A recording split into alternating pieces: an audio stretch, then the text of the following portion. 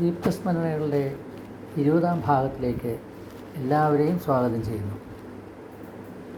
എൻ്റെ കുട്ടിക്കാലത്തെ ഒരനുഭവമാണ് ഞാനിന്ന് ഓർമ്മിക്കുന്നത്. എൻ്റെ വീട്ടിൽ നാട്ടുകാരിൽ ബഹുഭൂരിപക്ഷം പേരും കുടിക്കാൻ ഉപയോഗിക്കുന്ന വെള്ളമുള്ള ഒരു കുളമുണ്ടായിരുന്നു.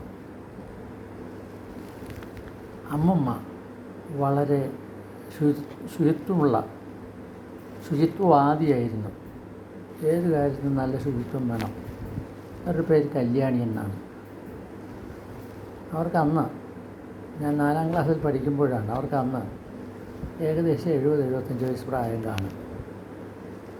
അപ്പോൾ ഞങ്ങളുടെ വീട്ടിൽ നിന്ന് കുറച്ചകലെ കരിനിലങ്ങളുടെ ഓരത്ത് താമസിക്കുന്ന കുറേ ദളിത് കുടുംബങ്ങളുണ്ട്.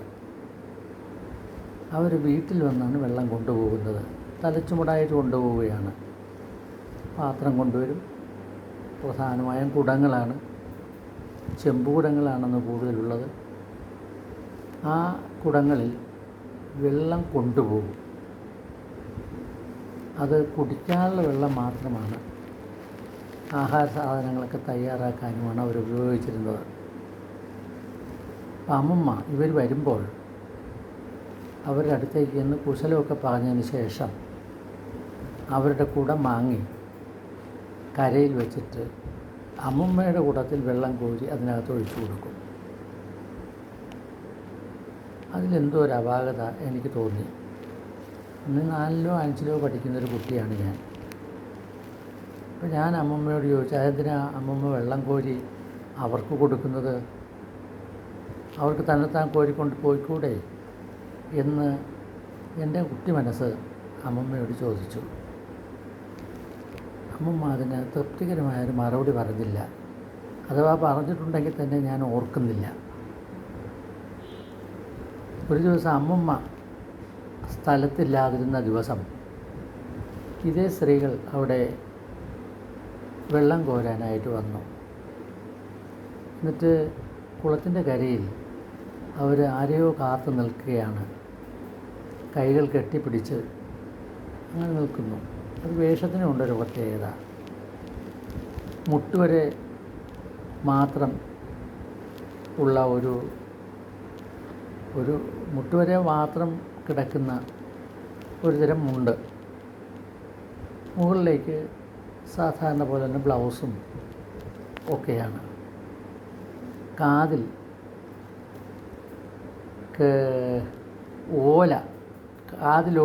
ഓല ചുരുട്ടി ഇങ്ങനെ വച്ചിരിക്കുകയാണ്.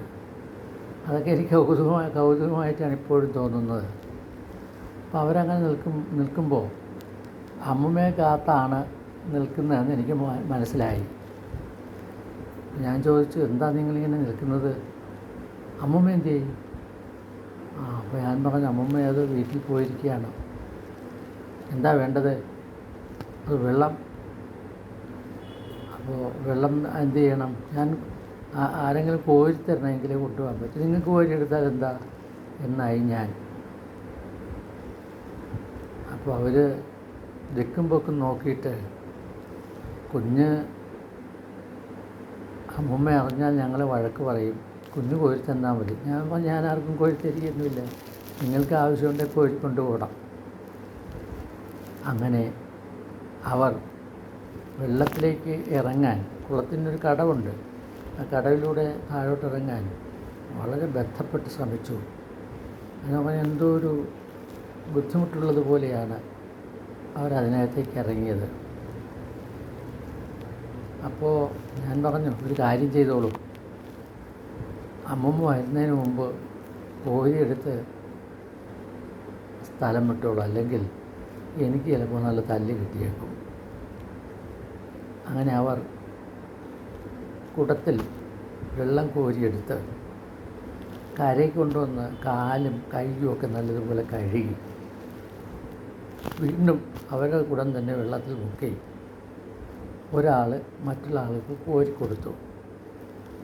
അങ്ങനെ 5-6 സ്ത്രീകളുണ്ടായിരുന്നു. എല്ലാവരും തലച്ചുമടായിട്ട് വെള്ളം കൊണ്ടുപോകുമ്പോൾ ദാ വരുന്നു അമ്മമ്മ. വേലിപ്പടി, അന്ന് വേലിയാണ് കെട്ടിയിരിക്കുന്നത്. ചുന്താണി കൊണ്ട് മേഞ്ഞ വേലി കാണാൻ നല്ല മനോഹരമാണ്. അപ്പോൾ അതിൻ്റെ പടിയിലൂടെ അമ്മമ്മ വന്നു. അമ്മ വന്നപ്പോൾ ചോദിച്ചു, നിങ്ങൾക്ക് ആര് വെള്ളം കോരി തന്നു? അപ്പോൾ എന്നെ ചൂണ്ടിയിട്ട് പറഞ്ഞു, കുട്ടിയാണ് തന്നതാണ്. അമ്മമ്മയ്ക്ക് വിശ്വാസമായില്ല. അമ്മമ്മ തിരിച്ചു വന്നു എന്നോട് ചോദിച്ചു, നീയാണോ കോരി കൊടുത്തത്?